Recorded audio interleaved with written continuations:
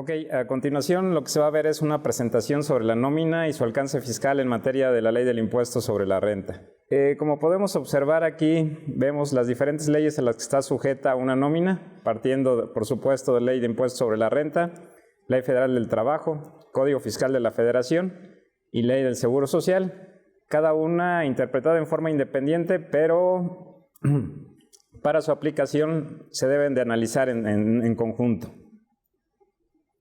Bueno, ¿qué parte? Para estar sujeto a estas leyes antes comentadas, pues debe de haber una relación laboral, es decir, una relación de trabajo o un contrato individual de trabajo. Empezaríamos con la definición de relación de trabajo. Se entiende por relación de trabajo cualquiera que sea el acto que le dé origen a la prestación de un trabajo personal subordinado a una persona mediante el pago de un salario. Como se dan cuenta, de acuerdo al artículo 20 de la Ley Federal del Trabajo, podemos identificar tres elementos, que son, por un lado, la prestación de un trabajo. El segundo, que es en forma personal, y el más importante, que es la subordinación. Bueno, la diferencia entre relación de trabajo y contrato individual de trabajo no es otra cosa, sino que el contrato individual de trabajo se estipula por escrito. De ahí vemos su definición. Contrato individual de trabajo, cualquiera que sea su forma, denominación, es aquel por virtud del cual una persona se obliga a prestar a otra. Nuevamente volvemos a hablar de los tres elementos: un trabajo personal subordinado mediante el pago de un salario y obviamente sin perder de vista la subordinación. La relación de trabajo y el contrato de trabajo producen los mismos efectos en materia laboral y las condiciones de trabajo deben de hacerse por escrito. Nada más estamos precisando lo ya comentado. Elementos indispensables para la relación de trabajo. Bueno, obviamente debemos de tener un patrón. El concepto patrón como tal nos lo define el artículo 10 de la Ley Federal del Trabajo, y el artículo dice: es la persona física o moral que utiliza los servicios de uno o varios trabajadores. Entonces, estamos en el entendido de que el patrón puede ser persona física o persona moral. Por otro lado, el artículo 8 nos define el concepto trabajador y nos dice: es la persona física que presta a otra persona física o moral un trabajo personal subordinado. Recalco la subordinación. Entonces, obviamente, el trabajador no puede ser una persona moral. Si estuviéramos en el caso de una persona moral, estaríamos hablando de una relación ya de tipo comercial, no de una prestación de servicio, mucho menos personal y mucho menos subordinada. Otro elemento indispensable, obviamente, es el trabajo. La Ley Federal del Trabajo también nos los define en el artículo 8 y nos dice: es toda actividad humana, intelectual o material, independientemente del grado de preparación técnica requerido por cada profesión u oficio. Y el que cierra este círculo tendría que ser el salario, es decir, la retribución que debe de pagar el patrón al trabajador por su trabajo. Teniendo estos cuatro elementos, estamos en presencia, como ya hemos comentado, de una relación de trabajo o un contrato individual de trabajo. Y son el punto de partida, sobre todo para obligaciones en materia de nómina. Bueno, ¿cuáles son los aspectos importantes para las relaciones de trabajo o para el contrato de individual de trabajo y que por supuesto tienen también un efecto fiscal tanto en renta como en ley del seguro social? Bueno, empezaremos con el primero, que es la duración. La duración de la jornada puede ser por obra, por tiempo determinado, es decir, el tipo de contrato puede ser por obra o por tiempo determinado. Aquí se estipula un periodo de acuerdo a las actividades que se van a llevar a cabo. Y está ubicado este tipo de contrato para ciertas empresas, por ejemplo, la de construcción, las de ventas que están cicladas a determinados periodos comerciales. Y bueno, vemos el punto 1, dice: cuando lo exija la naturaleza del trabajo que se va a prestar. Es decir, tendríamos que justificarlo de esa forma. Y la segunda razón sería cuando tenga por objeto sustituir temporalmente a otro trabajador. Esto está fundamentado en la Ley Federal del Trabajo, artículo 36 y 37. Otra modalidad de trabajo que surgió a partir de 2012 con la reforma es la que está contemplada más bien en el artículo 35 de la Ley Federal del Trabajo, que nos habla de la relación de trabajo por temporada o el contrato por temporada. Se rige por ciclos comerciales, por ejemplo, verano, fin de año. En temporadas de fin de año, las empresas, sobre todo departamentales, se ven en la necesidad de contratar personal adicional al que ya tienen incluido dentro de su planta laboral. ¿Qué tipo de contrato se les haría? Sería un tipo de contrato por temporada.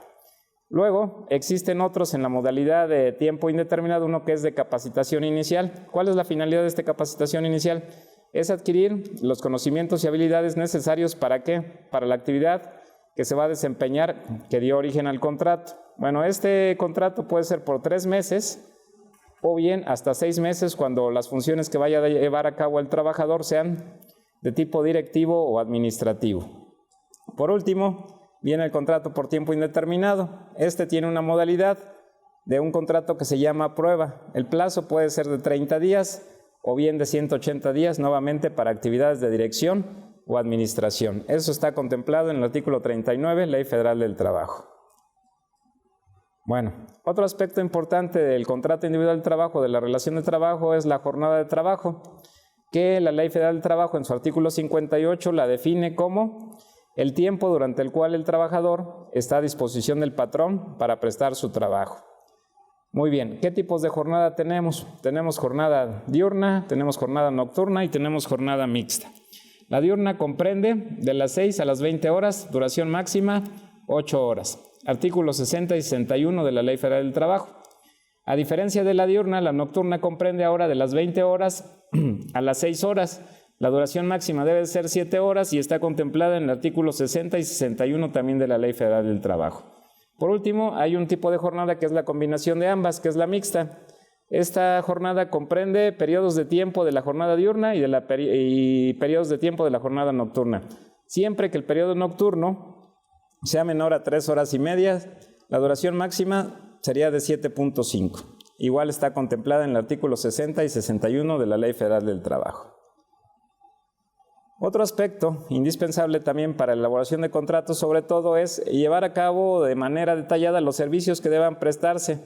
Esto se debe de precisar lo más que se pueda. Está contemplado en el artículo 25. Otro es el lugar o lugares donde deba prestarse el trabajo. Igualmente está contemplado en el artículo 25. La forma y monto y día y lugar de pago de salario, así como otras condiciones de trabajo, tales como las prestaciones, día de descanso, vacaciones y demás que convengan entre quién, entre patrón y trabajador. Todas estas las podemos observar aún sin afán de ser reiterativo, artículo 25. Bueno, es importante también conocer la diferencia entre salario base de cotización y salario diario integrado. Para efectos laborales siempre vamos a hablar de salario diario integrado. Para efectos de pago de cuotas obrero-patronales en materia de ley del Seguro Social, siempre va a ser salario base de cotización. Siempre ha habido cuestionamientos sobre si son iguales o son diferentes. Veamos de alguna forma el listado de cada uno de ellos. Uno está contemplado en el 27, otro está contemplado en el 84 y podemos observar que dice el salario se integra y ambos dicen por los pagos hechos en efectivo por cuota diaria, dice el 27, el 84 dice el salario se integra por pagos hechos en efectivo cuota diaria. Hasta ahí vamos iguales. Después dice gratificaciones, gratificaciones. Percepciones, percepciones. Aquí hay un concepto de diferencia dentro del 27 que es la alimentación, pero el cual podemos encuadrar perfectamente en el último párrafo del 84, donde nos marca cualquier otra cantidad o prestación que se le entrega al trabajador por su trabajo. Entonces, aunque no está literalmente el concepto de alimentación dentro del 84, lo podemos englobar ahí y seguimos igual. Habitación, habitación. Primas, primas. Comisiones, comisiones. Prestaciones en especie, prestaciones en especie. Y por último, el 27 también nos hace la precisión de cualquier otra cantidad o prestación que entregue el trabajador por su trabajo. Entonces, si estamos hasta ahorita, hemos analizado el primer párrafo del 27 y el artículo 84. Hasta este momento podríamos decir que son exactamente iguales. Si ya hacemos un análisis más profundo del artículo 27, llegaremos a la conclusión que no, porque ahí nos marca unos conceptos excluyentes que los analizaremos en otro punto del programa. Bueno, aquí vamos a pasar a las obligaciones que tienen los trabajadores en materia de impuestos sobre la renta. Los trabajadores tienen las siguientes obligaciones. Uno es inscribirse en el Registro Federal de Contribuyentes. Otro, obviamente, expedir CFDI, que es ahora el comprobante digitalizado del recibo de nómina. Presentar su declaración anual. ¿En qué casos? Bueno, cuando además obtengan ingresos acumulables distintos de los señalados en este capítulo, es decir, de acuerdo a la ley del impuesto sobre la renta, está dividida en un título cuarto y el título cuarto a su vez se divide en 9 capítulos diferentes. Bueno, el capítulo 1 es referente a sueldos y salarios, que es el que estamos analizando, pero existe también el capítulo 2 que se refiere a actividades empresariales y profesionales, el cual, si un asalariado tuviera ingresos por actividad empresarial o profesional, o bien lo que marca el capítulo 3 por arrendamiento o uso goce, estaría obligado a presentar su declaración anual. Si únicamente tiene ingresos por capítulo 1, no aplica el supuesto. Inciso B. Dice, cuando se hubiera comunicado por escrito al retenedor que se presentará declaración anual. Bueno, de acuerdo al artículo 151 de la Ley del Impuesto sobre la Renta, los asalariados tienen derecho a algo que se llama deducciones personales. Entonces, en algunas ocasiones, el asalariado, por voluntad propia, presenta su declaración anual. ¿Con qué finalidad? Bueno, con la de aplicar estas deducciones personales. Sería el supuesto B. El tercero dice, cuando dejen de prestar servicios antes del 31 de diciembre del año de que se trate o cuando hubiesen prestado servicios a 2 o más empleadores en forma simultánea. Es decir, desde la reforma de 2012 de la Ley Federal del Trabajo, los trabajadores pueden trabajar por horas en diferentes centros de trabajo. Entonces, obviamente van a tener más de un patrón. Si se da el supuesto, estarían obligados a presentar también su declaración anual, o bien cuando previo a la conclusión del ejercicio, no olvidemos que el ejercicio es del 1 de enero al 31 de diciembre, son privados de su trabajo, son despedidos ya sea por forma justificada o injustificada, entonces en ese momento también habría obligación de que presenten su declaración anual. Continuamos con las obligaciones de los trabajadores. Otro supuesto es cuando se obtengan ingresos por los conceptos a que se refiere este capítulo, es decir, sueldos y salarios, de fuente de riqueza ubicada en el extranjero o provenientes de personas no obligadas a efectuar las retenciones del artículo 96 de esta ley. Es decir, si yo soy asalariado pero no le presto los servicios a un patrón residente en territorio nacional, sino a un residente ubicado en el extranjero, bueno, también estaría en el supuesto de presentar mi declaración anual como asalariado. Y por último, que es la de uso más coloquial, inclusive esta suena en los medios de comunicación, cuando obtenga ingresos anuales por los conceptos a que se refiere este capítulo, vuelvo a recalcar, sueldos y salarios que excedan de 400,000 pesos. Muy bien, bueno, ¿qué va a pasar? Bueno, el trabajador debe de comunicar por escrito al empleador antes de que éste efectúe el primer pago que les corresponda por la prestación de servicios personales subordinados en el año de calendario del que se trate, si prestan servicios a otro empleador y éste les aplica el subsidio para el empleo a fin de que ya no se aplique nuevamente. Bueno, hay un concepto que de acuerdo a un artículo 10º transitorio de la Ley del Impuesto sobre la Renta tienen derecho a que se les pague a los trabajadores.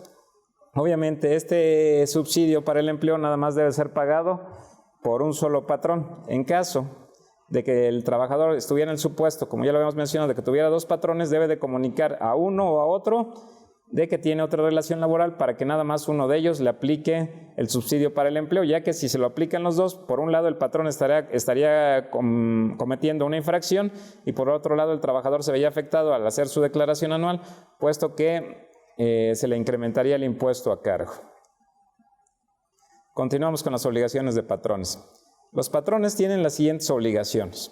Bueno, 1, efectuar las retenciones señaladas en el artículo 96. Es decir, el trabajador lo único que tiene es, no tiene obligación de presentar él en forma individual declaraciones periódicas. ¿Quién está obligado a retener el impuesto? El patrón. ¿En términos de qué artículo? Del 96. Entonces, esta es la obligación primordial de los patrones. Otro, llevar a cabo el cálculo anual. En este caso, obviamente, como ya comentamos, cuando el trabajador se lo comunique por escrito que lo va a hacer, el patrón no tendría la obligación, pero de todos los demás trabajadores que no incurrieron en los supuestos que analizaron anteriormente, bueno, el patrón estaría obligado a presentar su declaración anual. Después sería expedir y entregar el CFDI de la nómina, solicitar la constancia de inscripción al trabajador en el Registro Federal de Contribuyentes y solicitar a los trabajadores que les comuniquen por escrito antes de que se efectúe el primer pago que les corresponda por la prestación de servicios personales subordinados en el año de calendario de que se trate, si prestan servicios a otro empleado, entonces a otro patrón. Entonces, ¿cómo pueden darse cuenta? Tanto las obligaciones de los trabajadores como de los patrones van en el mismo sentido. Bueno, otra obligación es proporcionar a más tardar el 15 de febrero de cada año a las personas o a quienes les hubieran prestado servicios personales subordinados una constancia y el comprobante fiscal del monto total de viáticos pagados en el año de calendario de que se trate por los que se aplicó lo dispuesto en el artículo 93, fracción 17 de esta ley. Es decir, si por situaciones de trabajo, ¿se acuerdan cuando comentábamos las condiciones de trabajo? Decíamos los lugares, más bien el lugar o lugares donde se va a prestar el trabajo. Bueno, si el trabajador tuviera que salir de su centro de trabajo a una ampliación del centro de trabajo de la empresa, obviamente el patrón le tiene que dar viáticos. El trabajador está obligado a comprobarlos con comprobantes fiscales a nombre de su patrón. Por eso es importante la constancia, porque al aparecer estos depósitos que son para viáticos en cuenta del asalariado, la autoridad pudiera presumir que son un ingreso acumulable omitido. De ahí toma importancia esta constancia que se debe entregar a más tardar el 15 de febrero. Después, presentar ante las oficinas autorizadas a más tardar el 15 de febrero de cada año declaraciones informativas. Bueno, antes del 15 de febrero, posterior al ejercicio fiscal, se deben de presentar cuánto percibió el trabajador, cuánto se le retuvo, cuánto se le pagó por concepto de subsidio, etcétera. Todo esto va contemplado en la declaración informativa. Quedan exceptuados de las obligaciones señaladas en este artículo los organismos internacionales, cuando así lo establezcan los tratados, convenios respectivos y los estados extranjeros. Ya esto es con base a tratados internacionales que celebra México con otros países. Bueno, continuamos igual con obligaciones de los patrones. En materia de acreditamiento de subsidio para el empleo, ¿qué requisitos deben de cumplir? Bueno, este subsidio para el empleo que ya habíamos comentado que de acuerdo a un décimo transitorio se le debe de pagar al trabajador, obviamente el patrón de alguna forma debe de recuperarlo. De acuerdo al mismo artículo décimo transitorio, el patrón lo puede acreditar contra ICR a cargo o contra ICR retenido a terceros. En este caso, para poderlo llevar a cabo, ¿qué tendría que cumplir? Bueno, llevar a cabo registros de pago individuales de los trabajadores, conservar los comprobantes de pago y retención, es decir, el CFDI que se había comentado, cumplir con todas las obligaciones patronales, es decir, conservar escrito del trabajador para informar que tiene más de un patrón, presentar declaración informativa, pagar las cuotas del IMSS, identificar en forma expresa y por separado el subsidio dentro del CFDI de nómina y entregar las constancias de subsidio pagado y, en su caso, pagarlo ya sea en efectivo. Requisitos para la deducción de los sueldos y salarios. Aquí seguimos hablando ahora de los requisitos para que el patrón pueda deducir los salarios pagados a sus trabajadores. Uno, debe ser pago electrónico o pago en efectivo. Retención y entero del impuesto, emitir el CFDI de nómina correspondiente, cumplir con las obligaciones de subsidio para el empleo que ya comentamos previamente, inscribir a los trabajadores al IMSS, inscribir a los trabajadores al RFC, calcular el impuesto anual, presentar declaraciones informativas y, por supuesto, no olvidar el registro en la contabilidad.